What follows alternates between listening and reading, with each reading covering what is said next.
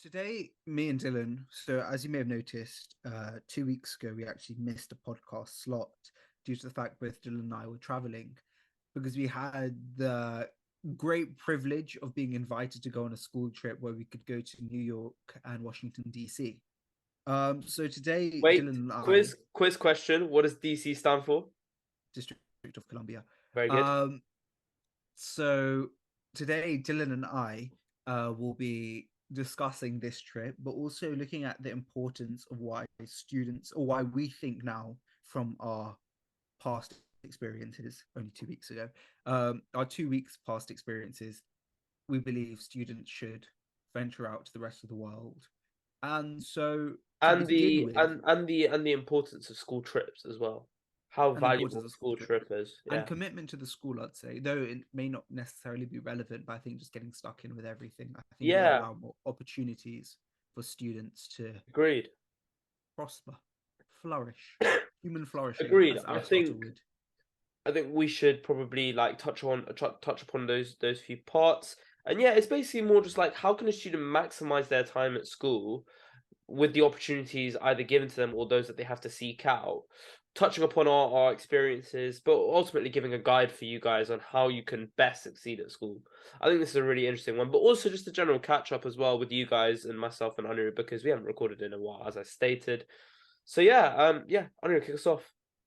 Okay, so on Saturday morning, no, Saturday evening, sorry, we were meant to leave on Saturday morning, but Saturday evening, um, BA Dylan and I flights. dep- Dylan and I departed for JFK Airport in New York, DC. New York is often looked at by the rest of the world and is perceived to be by Hollywood as a den of iniquity. It's a place where a lot goes on, and I think both Dylan and I can confirm that it is a place where a lot of things go on. You encounter lots of different people, lots of different smells, lots of different things in general that you just generally don't see. Whether you live in a big city like London, which both Dylan and I are fortunate to live in, or if you live in rural areas in, I don't know, Bedfordshire or somewhere. Harpenden. Harpenden, yes. Um, you know who that is. Yes. Who we give a shout out to. I'm not giving a But shout out to him. okay, well, I can. So New York, these New York, Dylan, what did we do on our first day there? So our first day was quite interesting because we actually got to bed at around 2:30 in the morning, I would say, after, me putting on a little bit of music and then in our room. So in our room in New York, it was myself, Aniruddh, and our good friend Manav. We shared a three-way room. And what was the first thing we noticed? There's only two beds, and we have to pull out a sofa bed. That was quite interesting.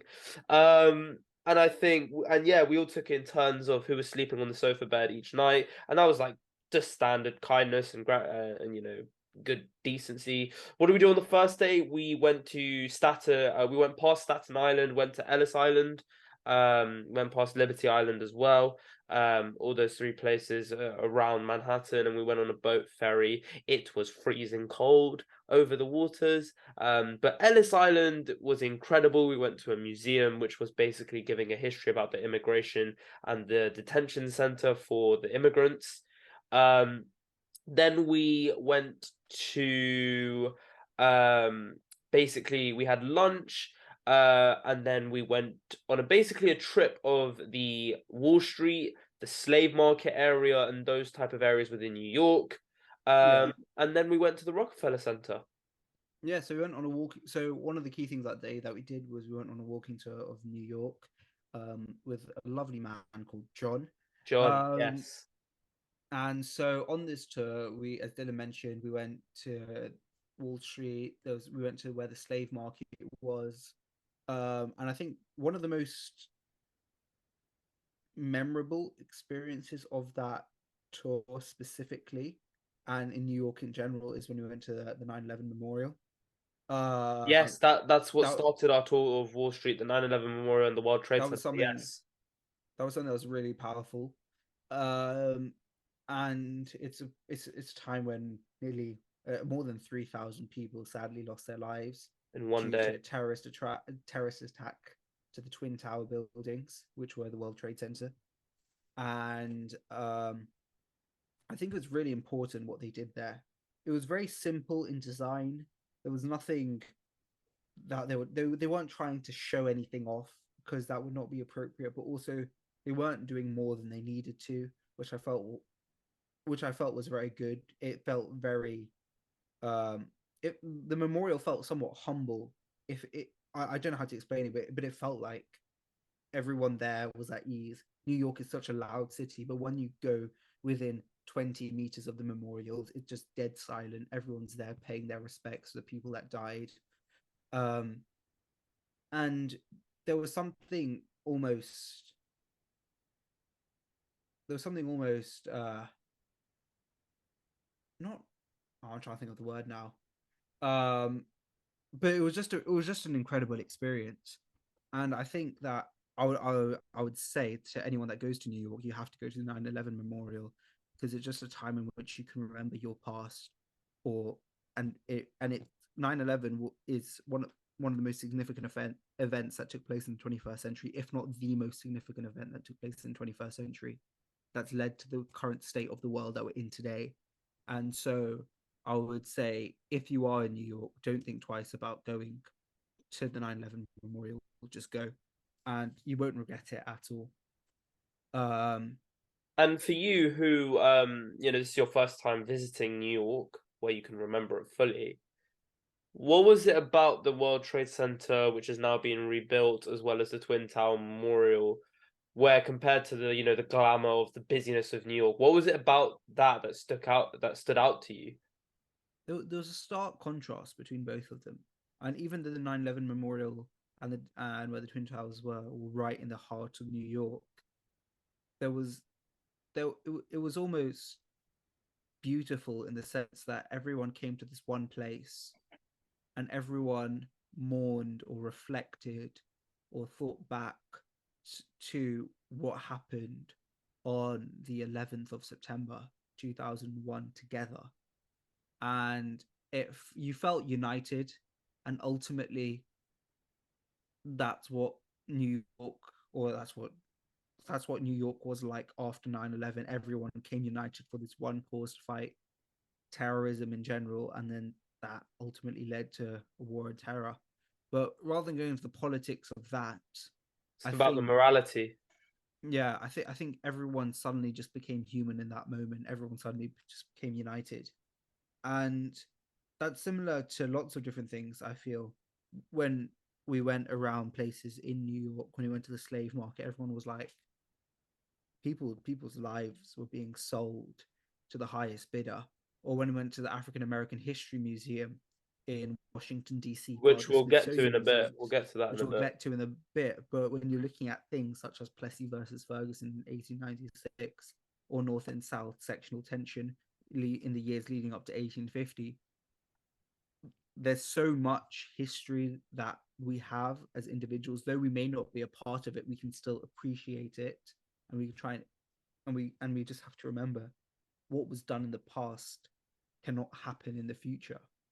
Mm. Yeah, and then so our second day, I'll go into a bit more detail about our second day because I think that was the highlight. That second day. So the second day in New York and the first full day in Washington, probably my two highlights of the trip. Second day in New York because we started off with a tour of Harlem, which was interesting. Our history teacher probably knew more than the tour guide. Then we went on a tour of the great Columbia University, where Aniruddh and I might be going post grad. I don't think we could afford it. Yeah, we can't, but it's fine. £90,000 a year. A man can I dream. don't. A man can dream. Yes, man But can dream. Scholarship. yeah, Go for and scholarship. then what did we do? We had lunch, and then I think one of the greatest conversations of our friendship group occurred in our walk through Central Park. Central Park is 2.4 miles long, and it's a 40-minute walk. And let's just say in that 40 minutes, yeah, one of the greatest conversations our friendship group has ever had. Then we went to the Met Museum and the Guggenheim Art Gallery, and in that saw some stunning architecture. And then we went to the Empire State Building and took some views and pictures there. And then we went for dinner on a certain someone's birthday to a dosa place. And then yeah, we just chilled in our room, had some more intellectual conversation about philosophy of love. So yeah, I think that for me was my favorite day. Yeah, I think me as well. It was my favorite day. It was I his think birthday, Columbia for those who Uni, don't know. Dylan touched about it very briefly. What a uni. It was so cool.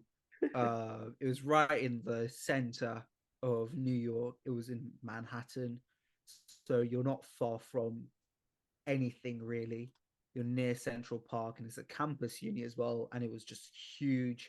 They had a four-story, I believe they have a four-story underground sports facility Yes, there. yes, And yes, yes, yeah, yes. it was just absolutely phenomenal. Then Dylan also talked about going to the Met Museum. We were only there for about 1.5 hours, There's so and much we to only explore saw though. probably about 1/24th of it, Yeah. if that.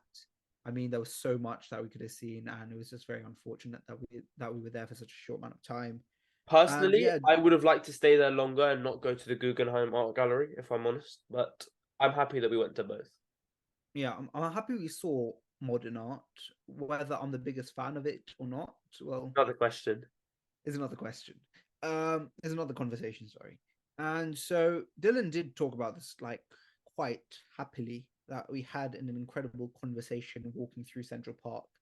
And so in that conversation, Dylan, myself, Manav, and Arian, another dear friend of ours, talked about political philosophy, what it means to lean on the left, what it means to lean on the right.